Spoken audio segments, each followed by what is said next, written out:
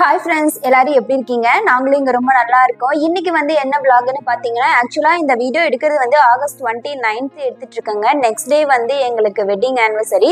So wedding day அன்னைக்கு கோயிலுக்கு போகலான்னு இருக்கிறனால எப்பவுமே வெட்டிங் டேக்கு முதல் நாள் ஏதாச்சும் ஸ்வீட் செஞ்சுருவேன். இந்த வருஷம் கேக் பண்ணலான்னு பிளான் பண்ணியிருக்கேங்க. ஸோ வாங்க எப்படி செய்யறதுன்னு பார்க்கலாம். ஆக்சுவலாக இந்தியாவிலேருந்து வந்ததுக்கு அப்புறம் நான் ஷாப்பிங்னு வெளியே போகவே இல்லைங்க. இந்தியன் க்ராசரி வாங்க மட்டும்தான் போயிருந்தேன். ஸோ வீட்டில் இருக்கிற திங்ஸ் வச்சு தான் செய்யலான்னு பிளான் பண்ணியிருக்கேன். வாங்க பார்க்கலாம். ஸோ ஃபஸ்ட்டு கேக் பண்ணுறதுக்கு நான் ஓட்ஸ் தான் எடுத்திருக்கேங்க. இது கொஞ்சம் ஹெல்த்தியான கேக் பண்ணலாம் அப்படின்னு பிளான் பண்ணியிருக்கிறனால நான் இந்த மாதிரி எடுத்திருக்கேன். ஸ்வீட்டுக்கு டேட்ஸ் தாங்க எடுத்திருக்கேன். ஸோ டேட்ஸ் நான் ஒரு 200 கிராம் அளவுக்கு எடுத்திருக்கேங்க. உங்களுக்கு ஸ்வீட்டுக்கு தகுந்த மாதிரி எடுத்துக்கோங்க. அதுக்கப்புறம் ஓட்ஸ் நான் ஒரு 100 கிராம் அளவுக்கு எடுத்திருக்கேங்க. ஃபஸ்ட்டு ஓட்ஸை ஒரு மிக்ஸி ஜாரில் மாற்றிட்டு நல்லா ஃபைன் பவுடராக அரைச்சி எடுத்துக்கலாம். ஓரளவுக்கு நல்லா ஃபைனாக அரைச்சதுக்கப்புறம் அதை ஒரு பவுலில் ட்ரான்ஸ்ஃபர் பண்ணிக்கலாங்க. ஸோ இந்த மாதிரி பவுலில் மாற்றிட்டு நான் அந்த டேட்ஸு ஊற வைக்கிறதுக்காக ஒரு 380 கிராம்ஸ் அளவுக்கு மில்க் நான் நல்லா வார்ம் பண்ணி எடுத்துக்கிறேங்க. நீங்கள் நல்லாவே காய்ச்சி எடுத்துக்கோங்க. ஸோ பாலை அந்த டேட்ஸ் இருக்குது பார்த்தீங்களா, அதை ஒரு பவுலில் மாற்றிட்டு பால் நல்லா சூடாக இருக்கும் போதே அந்த டேட்ஸ் கூட சேர்த்து நல்லா ஒரு 15 to 20 மினிட்ஸ் நல்லா ஊற வச்சுக்கலாம். நீங்கள் பால் காய்ச்சும் போதே டேட்ஸ் நல்லா கூட மிக்ஸ் பண்ணிக்கலாங்க. நான் காய்ச்சின பாலை டேட்ஸில் ஊற்றி நல்லா ஊற வச்சுட்டேன். இப்போ இது ஓரளவுக்கு ஆறுனதும் நம்ம மிக்ஸி ஜாரில் மாற்றிட்டு நல்லா ஒரு ஃபைன் பேஸ்ட்டாக அரைச்சி எடுத்துக்கலாம். இந்த மாதிரி அரைச்சி எடுத்ததுக்கு அப்புறமா நான் பேலன்ஸ் இருந்த பாலையும் சேர்த்து நல்லா அரைச்சி எடுத்துக்கிட்டேன். இந்த பேஸ்ட்டை நாம் ஒரு பவுலில் மாற்றிருக்கோம்லங்க ஓட்ஸு, அந்த இது கூடவே சேர்த்து நல்லா கட்டி எதுவும் இல்லாமல் நல்லா மிக்ஸ் பண்ணி எடுத்துக்கலாங்க. இந்த மாதிரி நல்லா மிக்ஸ் பண்ணி எடுத்ததுக்கப்புறமா இது கூடவே நான் ஒரு 1/2 டீஸ்பூன் அளவுக்கு baking powder, 1 teaspoon baking soda, அதுக்கப்புறம் ஒரு பிஞ்சு சால்ட்டு மட்டும் சேர்த்துட்டு கடைசியாக ஒரு 95 கிராம் அளவுக்கு வெஜிடபிள் ஆயில் தாங்க சேர்த்துருக்கேன். உங்களுக்கு அந்த ஃப்ளேவர் இல்லாத ஆயில் எது வேணாலும் சேர்த்திக்கலாங்க. ஸோ நல்லா விஸ்கு வச்சு மிக்ஸ் பண்ணிட்டா இந்த மாதிரி பேட்ரு ரெடி ஆயிரும். இந்த கன்சிஸ்டன்சி தாங்க இருக்கணும். ஸோ நான் ஒரு கேக் டின்னில் லைட்டாக நெய் சேர்த்து நல்லா ஃபுல்லாக அப்ளை பண்ணிக்கிட்டேங்க. ஸோ நம்ம எடுத்து வச்சுருந்த பேட்டரியும் சேர்த்து அந்த டின்னில் நல்லா ஒரு 3/4 அளவுக்கு நல்லா சேர்த்துட்டு நல்லா டேப் பண்ணி விட்டுக்கலாங்க. பேலன்ஸ் இருந்ததை நான் ஒரு குட்டி கப்பில் சேர்த்துக்கிட்டேன்.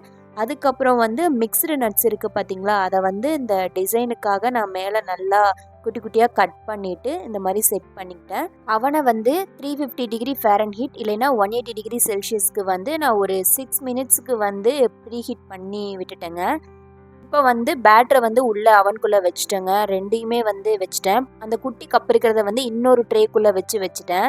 என் பையன் இப்போவே ரெடி ஆகிட்டாங்க, கேக் ரெடி ஆயிடுச்சா அப்படின்னு கேட்குறதுக்கு. ஏன்னா நான் கிச்சனுக்குள்ளே இருந்தாலே 2 பேருமே என் கூட தாங்க சுற்றிட்டு இருப்பாங்க. என்கிட்ட அம்மா கேக் ரெடி ஆயிடுச்சா பார்க்கலாமா அப்படின்னு தாங்க கேட்டுட்ருக்கான். நான் ஒரு 10 நிமிஷம் பொறு ரெடி ஆயிரும் அப்படின்னு சொல்லிட்டு இருந்தேன். எனக்கு இது பேக்காய் வர்றதுக்கு கிட்டத்தட்ட 50 to 50 மினிட்ஸ் போல் ஆயிடுச்சுங்க. ஸோ டின்னில் எதுவுமே ஒட்டலைங்க. நானுமே பயந்துட்டு தான் இருந்தேன். ஏன்னா ஓட்ஸ் வச்சு நான் ஃபஸ்ட் டைம் பண்ணுறேனுங்களா, அதனால் நல்லா வருமா அப்படின்னு யோசிச்சிட்டே தான் பண்ணேன். ஆனால் சூப்பராக வந்திருந்ததுங்க. ஸோ திருப்பி போட்டு ஒரு 5 நிமிஷம் அப்படியே விட்டுட்டேன். நான் கப்பில் வச்சுருந்ததும் சூப்பராக வந்திருந்தது. ஸோ கட் பண்ணி பார்க்கும்போது சூப்பராக இருந்ததுங்க. நல்லா ஃப்ளஃபியாகவும் இருந்துச்சு. ஓட்ஸில் பண்ண மாதிரியே தெரியலைங்க, ஃப்ளோரில் வச்சு பண்ண மாதிரி தான் இருந்துச்சு. ஸோ சூப்பராக இருந்துச்சு. நீங்களும் இந்த கேக்கை ட்ரை பண்ணி பாருங்கள். ரொம்ப ஹெல்த்தியாக இருக்கும். பசங்களுக்குமே ரொம்ப பிடிச்சிருந்தது. ஏன்னா ஸ்வீட்டு கரெக்டாக இருந்தது. உங்களுக்கு ஸ்வீட் இன்னும் கொஞ்சம் அதிகமாக வேணும்னா, ஏன்னா டேட்ஸுக்கு தகுந்த ஸ்வீட்டு தான் இருக்கும். ஸோ உங்களுக்கு இன்னும் வேணும்னா நீங்கள் சேர்த்துக்கோங்க. நெக்ஸ்ட் டே எங்களோட வெட்டிங் டேங்க.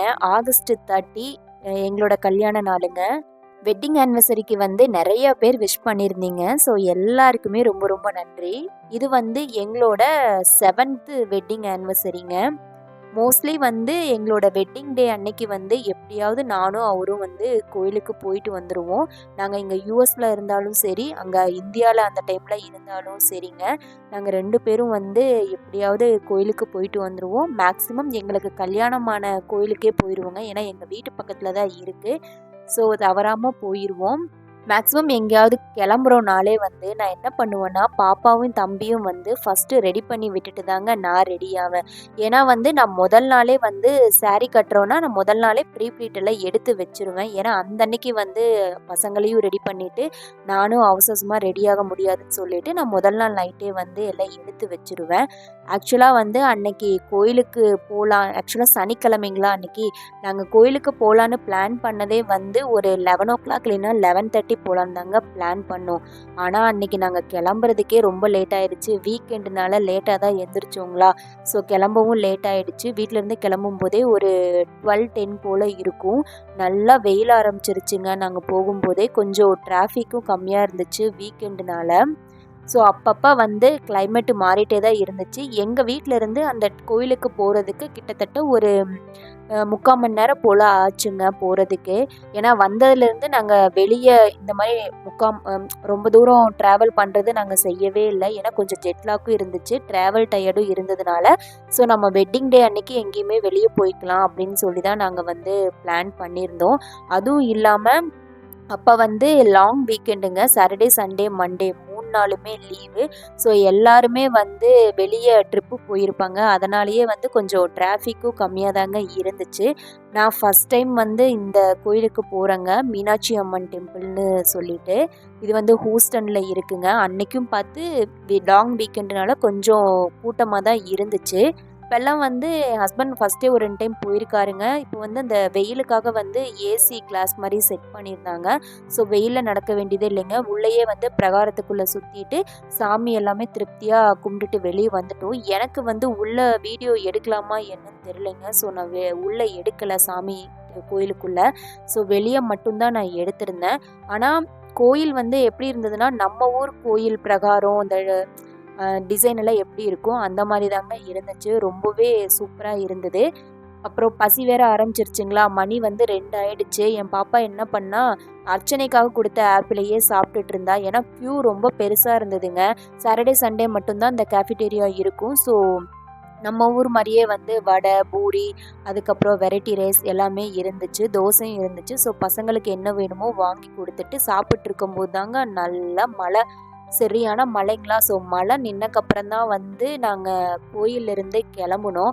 ஆனால் மழை நின்னதும் கரெக்டாக வெயிலடிக்கவும் ஆரம்பிச்சிருச்சுங்க.